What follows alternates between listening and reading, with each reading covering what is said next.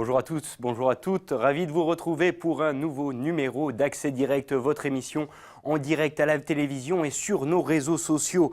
D'ailleurs, n'hésitez pas à réagir tout au long de cette émission avec le hashtag Accès Direct pour vos remarques, questions ou autres commentaires. Ce soir, le planning est chargé et il sera question de musique notamment et de jeunes talents avec nos invités Étienne Bux qui est régisseur au théâtre et salle de spectacle Château Rouge et Séraphin, musicien et leader du groupe éponyme. Et bien sûr, comme tous les lundis, on retrouvera Sébastien Germain, notre Monsieur Sport, pour des reportages, des interviews et tous les résultats sportifs de ces derniers jours. Mais avant cela, on commence avec l'actu. Bonsoir Olivia. Bonsoir Manu. Comment vas-tu?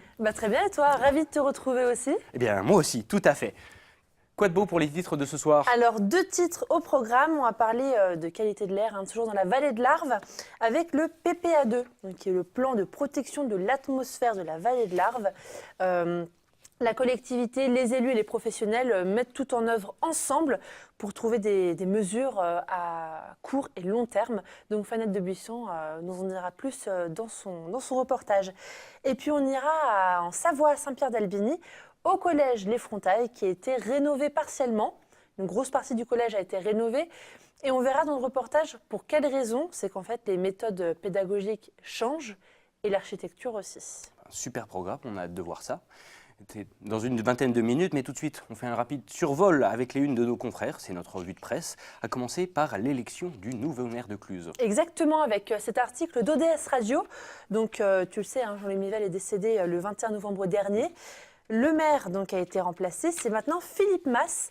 Alors, selon ODS, l'ambiance était tendue, mais un seul tour de scrutin était nécessaire pour lui, pour être élu face à ses 3 autres concurrents, qui étaient Claude Duglar, Dominique Martin et Gilles Fondelat.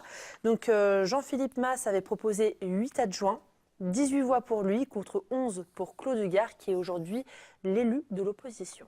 Et puis ça sent le sapin côté Migros en Suisse. Exactement, mais alors on ne sait pas si ça sent bon ou pas. Alors c'est un édito de Philippe Rodrigue, qui est au service éco. Du magazine du journal La Tribune de Genève. Alors selon lui, Migros risque un autogol, ce qui veut dire une action nuisible à soi-même. En fait, tu le sais, c'est bientôt Noël. Et Migros Genève, Migros Valais et Migros Neuchâtel Fribourg ne proposeront cette année que des sapins de Noël importés du Danemark. Et pas des sapins suisses? Pas un seul. Alors que les 6 autres coopératives du géant Orange en proposent 70%. De leur proposition totale. Donc Philippe Rodrigue rappelle quelques réalités. Alors les prix parfois élevés chez les distributeurs suisses sont provoqués en partie par des salaires corrects et des retraites décentes. Et il ajoute, je cite, « Les consommateurs responsables bien dotés en pouvoir d'achat restent dès lors libres de s'offrir un sapin de Noël festif et civique. » Fin de citation. Il n'y a pas le feu au lac, mais peut-être au sapin de Noël. Du coup. Exactement. Et puis avec toi, Manu, on reste en Suisse et on parle d'un sujet qui est quand même beaucoup moins sympa, le terrorisme. Voilà, la Suisse dévoilait aujourd'hui son plan d'action national de prévention contre le terrorisme. C'est un plan de 5 millions de francs suisses qui vise à impliquer tous les acteurs de la Confédération dans ce travail de prévention. Alors, il y a les enseignants, les policiers, mais aussi tous les entraîneurs de sport. Tout le monde a son rôle à jouer et il s'agit là du 2e volet de ce plan fédéral contre le terrorisme qui devrait être mis en œuvre dans les 5 prochaines années. En tout cas, si le Parlement souhaite le voter, ce sera au début de l'année prochaine. Ok. Et puis on parle d'un appel aux dons pour Karmaling. Ouais, je sais pas si tu étais au courant, mais la semaine dernière, il y a eu un terrible incendie qui a détruit donc l'Institut Karmaling à Arvillars, c'est en Savoie. Un appel aux dons a donc été lancé par ses dirigeants. En effet, la communauté de l'ancienne chapelle de Saint-Hugon fait un appel à la solidarité.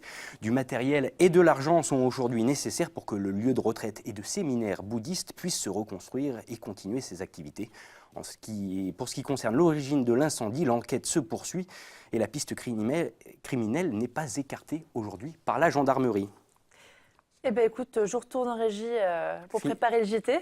Voilà, on se revoit dans quelques minutes, dans un gros quart d'heure. Merci beaucoup Olivia. Et j'accueille tout de suite donc mes invités du jour. Je vous laisse prendre place. Étienne Bux, régisseur à Château Rouge et Séraphin, musicien. Bonsoir messieurs. Bonsoir. Alors, vous êtes là pour nous parler aujourd'hui du programme Sortie de piste. Alors déjà, Sortie de piste, en quelques mots, qu'est-ce que c'est? C'est un programme d'accompagnement pour les jeunes musiciens Rhône-Alpes, je me tourne vers toi, Étienne. Oui. Ça fait combien de temps que c'est en place? Alors, sortie de piste, ça fait environ 6 ans que c'est en place.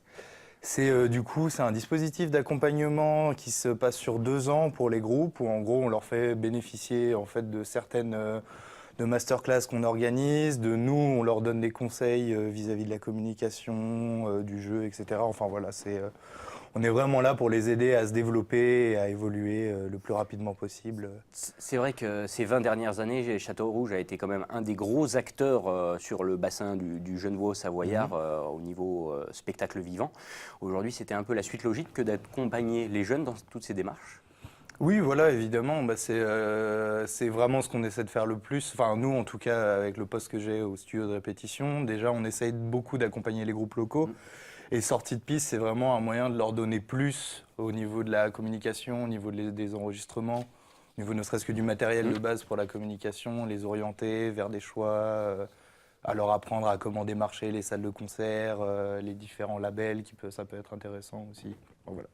Alors, je me tourne vers toi, Séraphin, leader du groupe du même nom, avec deux de tes amis, Aurélien Debray et Tristan Chauvière. Vous venez de sortir un EP, le groupe, quand même quelques années, de 2014. Toi, tu t'es mis vraiment dans une démarche professionnelle de musicien. Qu'est-ce que tu espères avec cet encadrement? Il faut le rappeler, tu es donc lauréat de l'édition 2018 de Sortie de Piste. Donc 2 ans d'encadrement, ça va te servir à quoi? Déjà, prendre de la maturité au niveau du projet, vraiment avoir un projet plus mûr, et puis que ça soit artistique, et puis même au niveau de communication, parce que j'ai beaucoup de mal avec la communication. Donc déjà ça, démarcher aussi, avoir le mail le mieux possible pour pouvoir démarcher n'importe quelle salle, que ce soit du bar, que ce soit n'importe quoi. Pareil pour les labels, les producteurs et tout. Donc ça m'aide pour ça aussi. C'est des conseils de pro finalement. C'est ça, un conseil de pro. Et puis en plus de ça, il y a des masterclass aussi. C'est quoi? C'est une fois par mois qu'il y a des masterclass? Masterclass, on en organise 5 par an.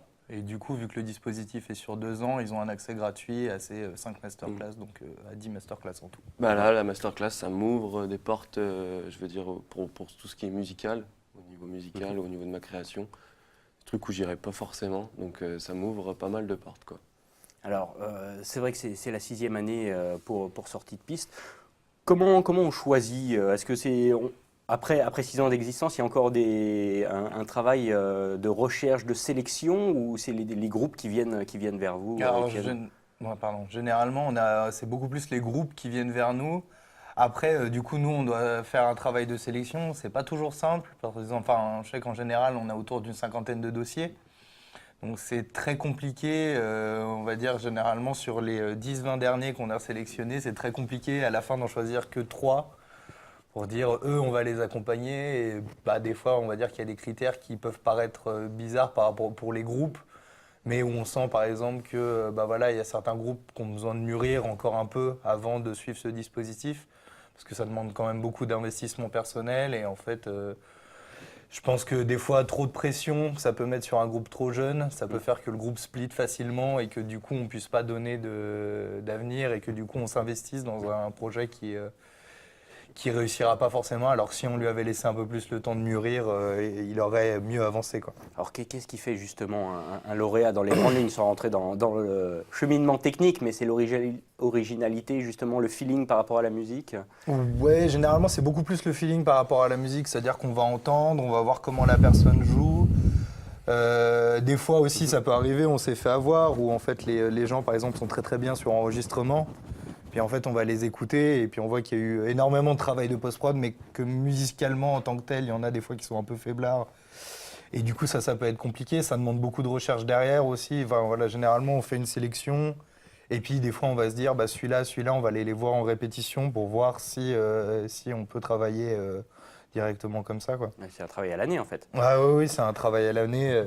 En fait, toute l'année, on les fait répéter avec un prof du conservatoire qui s'appelle Frédéric Folmer, un prof de base du conservatoire d'Annemasse, qui va leur faire travailler les 3 morceaux qu'ils vont enregistrer après dans des conditions professionnelles. Mais du coup, le studio d'enregistrement, ça demande énormément de préparation. À la base, il faut que les morceaux soient connus sur le bout des doigts pour les musiciens. Et Frédéric Folmer va les aider à travailler un peu, on va dire, quelques petites subtilités par rapport à ça. Et du coup, il faut que les personnes soient réceptives à ce genre de travail, quoi. Et c'est pas toujours le cas s'ils sont pas voilà, J'imagine ça bien. dépend. Pour toi, Séraphin, alors on voit les images de ton clip qui sont en train de passer derrière nous. Tu viens de sortir un dernier EP fin septembre dernier. Oui. Aujourd'hui, il faut justement lui donner un nouvel élan, il faut essayer de le faire connaître. Ça passe par les réseaux sociaux, entre autres. Quels sont pour toi les moyens qui te sont donnés pour essayer de faire connaître au monde ta musique? Bah ouais, déjà, ouais, tout ce qui est réseaux sociaux, ça au XXIe siècle, je veux dire, à cette époque-là, tout passe par là, quoi. Donc déjà ça, et puis sinon, ouais, essayer de trouver des tremplins. Il y a pas mal de tremplins en France qui fait que le SA Ricard, il y a les Inouïs aussi, qui fait que voilà, tu es connu entre guillemets dans le milieu. Donc ça peut aider, ça ouvre pas mal de portes. Pour l'instant, tu as fait pas mal de scènes un peu locales entre Savoie, Haute-Savoie, Ouais. Genevois. Parce que justement, avec la sortie de piste, tu vois plus grand, tu peux, avec des aides justement sur le côté Ouais, bah ouais. scénarisation, etc., performance scénique, viser un peu plus loin. Ouais, bah ça c'est clair, ouais. En 2 ans, là, on fait des réunions en ce moment là-dessus. C'est que ouais, je veux vraiment développer mon projet et aller vraiment plus loin que la Savoie, la Haute-Savoie, puis la Suisse, quoi. J'ai envie de m'exporter, quoi. Qu'est-ce qui manque alors pour ça? C'est quoi la clé Bah, la clé, c'est, je pense qu'il faut des connexions, il faut pas mal d'aide d'extérieur, des contacts, je pense, déjà. Et puis c'est de créer le buzz, hein, ça c'est con, mais... On en passe toujours par là. Ouais. Et c'est vrai, Étienne, le buzz, justement, les réseaux sociaux, c'est un des gros points quand même. Parce que certes, il y a la musique, mais tous ces musiciens qui sont en voie de professionnalisation, comme on dit, ils ont déjà un pied dedans, ils ont déjà une sonorité, une petite touch à eux. C'est généralement le côté réseaux sociaux et compagnie qui pêche. Oui, ça c'est sûr. Ouais. Les réseaux sociaux maintenant c'est tellement essentiel pour faire la musique.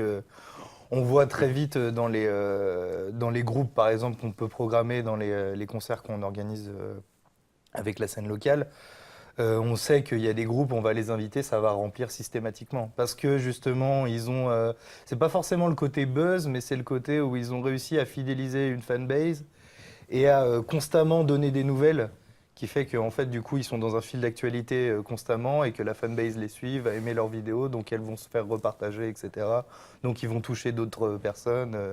Le buzz, c'est pas forcément l'idéal, justement, c'est plus le travail sur du long terme, à être toujours faire des vidéos, par exemple, on a quelques groupes qu'on connaît qui, par exemple, sortent une reprise tous les mois. Voilà, c'est bête, mais hop, tous les gens qui les suivent sur les réseaux sociaux, tous les mois, ils ont leur petite chanson. Voilà, s'ils font le truc à leur sauce, donc c'est très simple, c'est des enregistrements assez basiques, mais ça rappelle aux gens que tu es là, quoi. Toujours, c'est ça le plus important. L'édition 2018 de sortie de piste vient de passer. On commence déjà à se projeter sur l'édition 2019 ou on prend un petit peu de... On prend un peu le temps. Généralement, la première année, c'est vraiment, on se concentre sur respecter tous les timings pour que les enregistrements soient au top. Normalement, les enregistrements, on les enregistre courant printemps. Donc voilà, il faut que les morceaux soient nickel d'ici là. Et du coup, il faut les faire répéter à Châteaurouge, il faut suivre un peu comment ça se passe. Quoi. Séraphin, pour toi, des prochaines dates de prévues Non, là on est enfermé en studio, on va dire. On compose pour la petite galette en printemps, faite par Châteaurouge. Donc en ce moment, c'est vraiment composition à fond. Mais les dates vont tomber en 2018. De toute façon, tout sera marqué sur ma page Facebook, Séraphin. Donc voilà. Quoi, vous avez les infos, n'hésitez pas. C'est là-dessus que ça se trouve. C'est ça. Messieurs, merci beaucoup de votre présence. Ouais, et puis, je vous souhaite beaucoup de réussite à tous les deux. Je vous laisse rattraper la régie, les backstage, pendant que, bien sûr, je vais appeler notre spécialiste des sports en tout genre, Monsieur Sébastien Germain. Salut Seb. Salut Manu. Comment ça va? Bah écoute, ça va.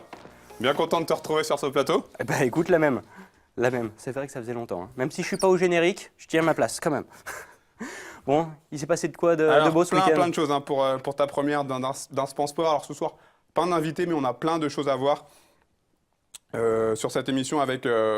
notamment, on commence par les sports d'hiver, bien évidemment. Normal. On est en plein dedans, avec la Coupe du Monde de biathlon qui a débuté pour les Français et qui a même très très bien débuté, puisque ça a commencé du côté de Östersund en Suède, avec une victoire pour Martin Fourcade sur la poursuite, mais aussi une deuxième place et une troisième place pour le sextuple tenant du titre. Très bon week-end également pour son compère de l'équipe de France, Quentin Fillon-Maillet, qui se classe deuxième sur l'individuel et troisième sur la poursuite. Les Françaises ne sont pas en reste, puisque Justine Breza se classe deuxième sur le sprint et deuxième sur la poursuite. C'est donc de très très bon augure pour les Français avant les épreuves du Grand Bornand, dans une dizaine de jours, puisque Martin Fourcade et Justine Breza sont tous les deux leaders de la Coupe du Monde. Bon, après, un seul week-end de compétition, mais c'est déjà ça. Cocorico quand même. On passe au ski alpin, avec le Critérium, un critérium de la première neige qui arrive dans pas longtemps également. Effectivement, je ne sais pas si tu as des informations au niveau de l'oreillette, si ça marche ou pas au niveau de la liaison Skype normalement avec Vincent G. Je suis pas sûr que ça va se faire, donc on va parler de ce qui s'est passé du côté. Tu étais à l'entraînement la semaine dernière du côté de Val d'Isère pour les slalomeurs qui sont entraînés du côté de la fameuse face de Bellevarde. On va tout de suite regarder ton reportage avec également Olivia Boisson. Que l'on n'oublie pas. Comme chaque année, les meilleurs skieurs du monde sont sur la face de Bellevarde. Un rendez-vous qu'il faut savoir gérer dans la tête et dans les jambes, à l'image de Jean-Baptiste Grange, 20e mondial. Le Critérium, il le connaît bien. C'est ici qu'il peaufine ses réglages en vue de cette longue saison. Il en profite pour calibrer ses objectifs mondiaux, mais aussi olympiques. On est vraiment dans une phase où on prend des repères sur la piste, on ajuste des petites choses techniquement, on voit un peu comment la neige réagit, on teste aussi pas mal de matériel pour vraiment décider ce qu'on va prendre dimanche, qui sera le mieux pour nous et pour les conditions qu'on aura. Donc voilà, après, la face c'est toujours un beau moment en début de saison. C'est une piste qui est pas évidente, qui est pas la plus facile de la saison, mais bon, voilà, maintenant on commence à la connaître. Les Bleus ont donc repris leur marque à Val d'Isère avec d'excellentes conditions. Neige fraîche, température négative permettant l'utilisation d'un neigeur, piste injectée. Tous les voyants sont donc au vert pour préparer au mieux ce critérium. C'est sûr que la face elle est difficile. Quand on a des conditions un petit peu comme aujourd'hui, des conditions de course avec une neige injectée, elles sont encore plus dures. Mais voilà, c'est à nous de nous adapter et puis il fait beau, et il fait un petit peu froid, donc il y a la moustache qui gèle, mais on est quand même pas malheureux à la montagne. Il va d'ailleurs falloir montrer les crocs pour ces 5 épreuves savoyardes. Le rendez-vous est pris à partir du vendredi 8 décembre prochain. Et puis Manu, une très bonne nouvelle qui est tombée en fin de semaine dernière, donc ce week-end. Le snow control est positif pour Val d'Isère, que ce soit donc pour les épreuves masculines, le géant et le slalom, comme pour les épreuves féminines sur la piste Oreilles-Quilly, on aura un super G. Donc voilà, c'est une très très bonne nouvelle pour le Critérium qui ne sera pas impacté par le manque de neige cette année. Ça fait plaisir, on respire un petit peu. On reste dans l'univers des sports olympiques d'hiver toujours, mais on parle bobsleigh. Et oui, puisque l'équipage de Bob à 4 piloté par Loïc Coster tente actuellement de décrocher son billet pour les JO de Pyeongchang. Les Français ont brillé à Whistler au Canada il y a une dizaine de jours avec une 6e place. C'est le meilleur résultat d'un bob français depuis 12 ans, donc ça en dit long sur la performance. J'ai rencontré récemment Alexandre Van Hout, le président de la commission sportive nationale de bobsleigh luge skeleton. On l'écoute, il nous parle de cette équipe française. Les sélections olympiques, la sélection officielle se fera en janvier. Donc là, on leur a demandé évidemment des impératifs de résultats. Mais bon, on attend vraiment janvier. Je pense qu'ils vont monter en puissance. Et on espère évidemment qu'ils soient à Pyeongchang d'une part et que là-bas, ils fassent une performance, c'est-à-dire un top 10. L'objectif n'est pas clairement d'aller au jeu. Ça n'a jamais été un objectif pour nous, en tout cas la fédération. Les sportifs qu'envoie la fédération, je pense que c'est à peu près toutes les fédérations françaises, c'est pareil, c'est pour un résultat. Alors on ne demande pas des médailles à tout le monde, mais c'est un résultat, c'est pas juste participer. Donc clairement, c'est dans les 10. La force, justement, ils ont un pilote d'expérience maintenant. Ils ont un équipage qui tourne depuis quelques années ensemble, donc ils ont vraiment une notion d'équipe qui est intéressante. Donc je pense qu'ils peuvent vraiment jouer. Ils sont moins forts peut-être physiquement que d'autres équipages, notamment on va prendre les Allemands ou les Lettons qui sont physiquement vraiment très robustes. Mais par contre, je pense que sur l'esprit d'équipe, ils peuvent y arriver. On a la chance aussi d'avoir les retours des anciens. Donc on a Bruno Majon qui entraîne l'équipe, qui est quand même médaille olympique. On a Max Robert qui était aussi médaille olympique, qui va renforcer la poussée. Donc je pense que tout ce mélange-là peut leur amener à faire des performances. Allez, on passe au football maintenant avec le charme de la Coupe de France. Et ouais, car ce samedi, l'Entente sportive de Tarentaise recevait Bourg-en-Bresse, équipe de Ligue 2. Et c'est dans ce cadre de du 8e tour de la compétition. Sébastien, on regarde ton reportage, on en parle juste après. Voilà. Un stade champêtre, un public chauffé à blanc, une température négative et une équipe de l'ES Tarentaise qui n'avait rien à perdre. Tous les ingrédients du match piège étaient réunis pour les professionnels de Bourg-en-Bresse pour ce 8e tour de la Coupe de France à Moutier. Après un début de rencontre plutôt équilibré, le ST se procure une première belle occasion à la 21e minute. Ce bel enchaînement de Nabil Boukiba oblige Calaman à sortir une belle parade.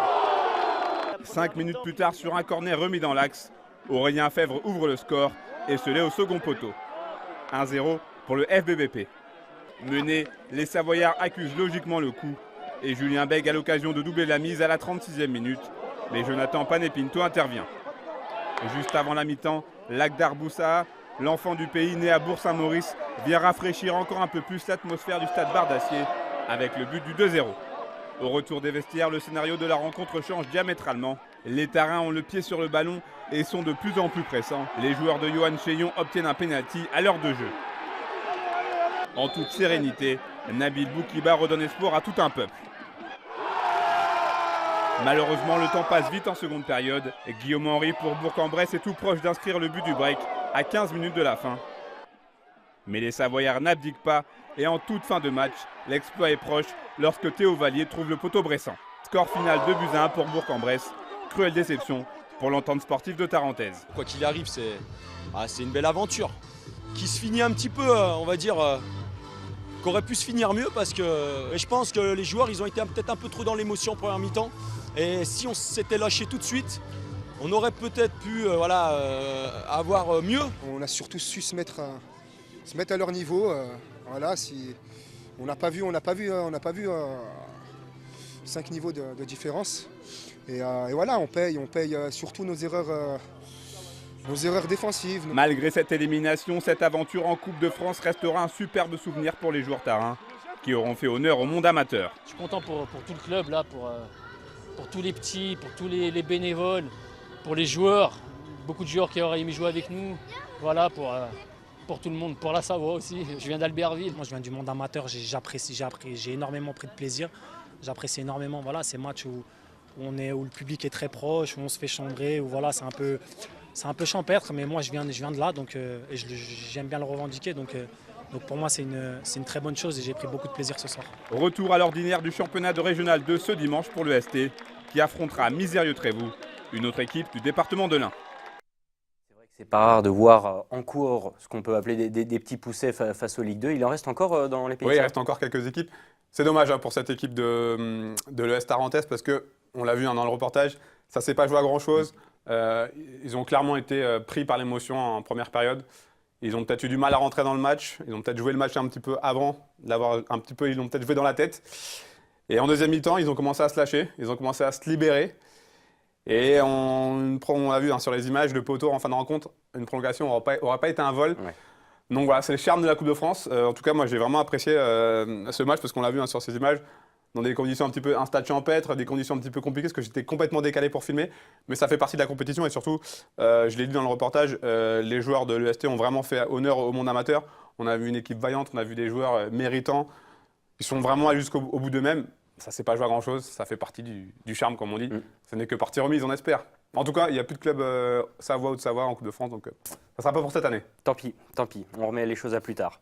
Quelques résultats sportifs peut-être. Quelques résultats, on en a désormais l'habitude avec un résultat de Coupe de France notamment, puisque l'autre club de Haute-Savoie, de Savoie-Mont-Blanc, donc plus Sonzier, s'est incliné du côté de Avallon dans Lyon. Ils ont joué un match qui a eu lieu à Auxerre, une défaite après prolongation 1-0.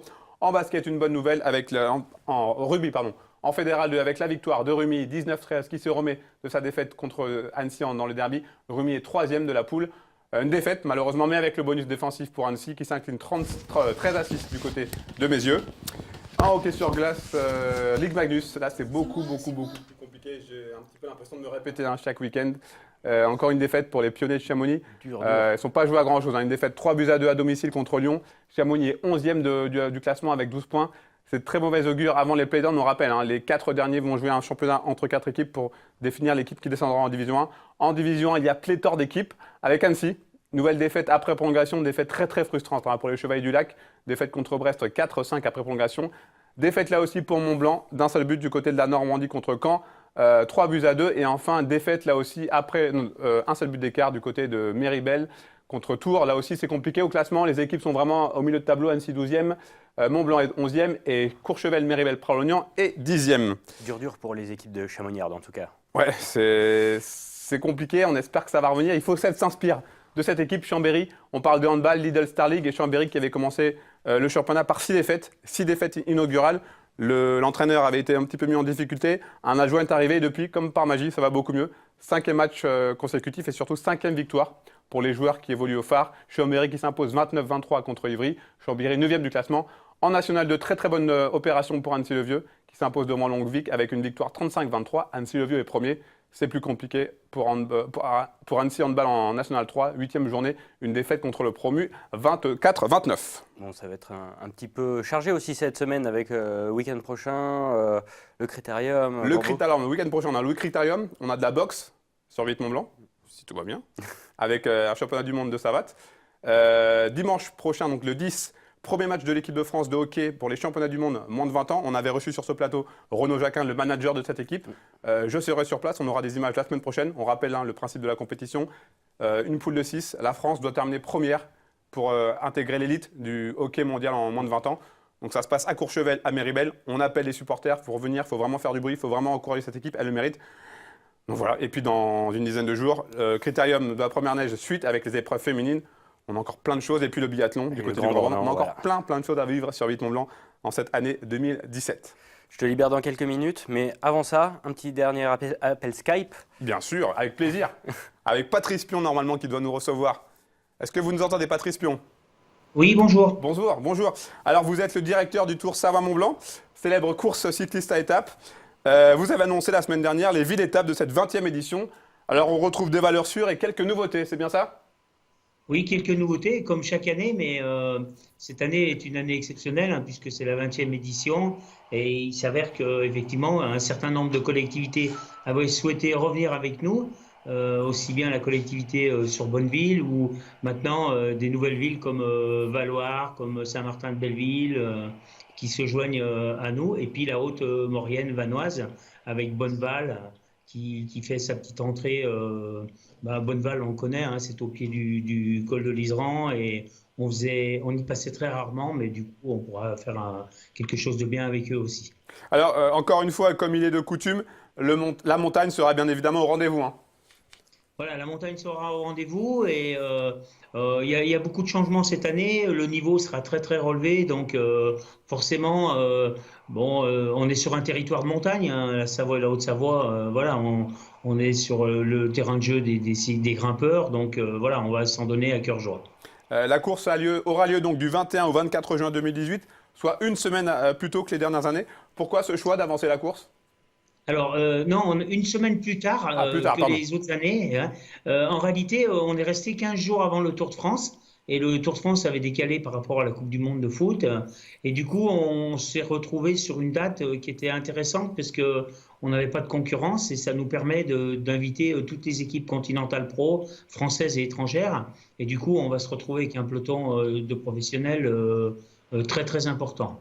Et cela donnera de la sportivité, forcément un combat encore plus prétentieux, et puis ça permettra aussi aux coureurs qui veulent être sélectionnés pour aller au Tour, ou pour ceux qui sont déjà sélectionnés pour aller au Tour, de reconnaître un certain nombre de parcours qu'ils emprunteront peut-être 15 jours après pendant le Tour de France. On rappelle que le vainqueur de l'édition 2017, le Colombien Egan Bernal, courra sous les couleurs de l'équipe Sky, donc ça prouve le niveau de la course. Voilà, ouais. Oui, et puis l'année dernière, on sait qu'il a dominé toutes les preuves. Et effectivement, cette année, aux côtés de Chris Froome, ça prouve que notre épreuve est quand même très relevée. Dernière chose, quand est-ce que sera dévoilé le parcours intégral du Tour Savoie-Mont-Blanc 2018 ? Alors, le 13 avril prochain, au Manège à Chambéry. Vous serez les bienvenus, et donc on dévoilera tous les parcours et tous les cols qu'on prendra. Merci beaucoup Patrice Pion, à bientôt. Merci. Bonne soirée, au revoir. Au revoir. Seb Bouspa, on raccueille Olivia. Allez Olivia. Pour le rappel des titres dont on en parlera en plus grande ligne dans quelques minutes, mais pour l'instant, rappel bref, rapide, précis, comme tu sais faire. Alors, premier titre, donc on parle de la qualité de l'air dans la vallée de l'Arve avec le PPA2, donc le plan de protection de l'atmosphère de la vallée de l'Arve.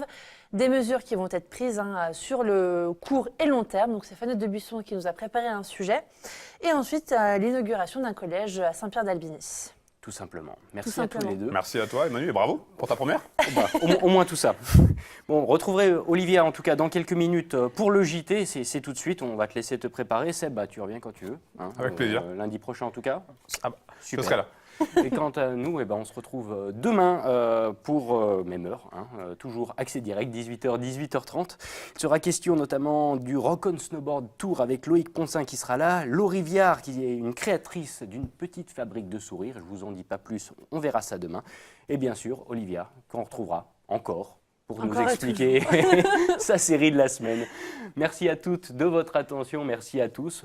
Si vous voulez revoir l'émission, c'est en replay que ça se passe sur 8montblanc.fr ou sur nos réseaux sociaux. Et d'ici là, une très belle soirée, à bientôt. Ah bah nickel.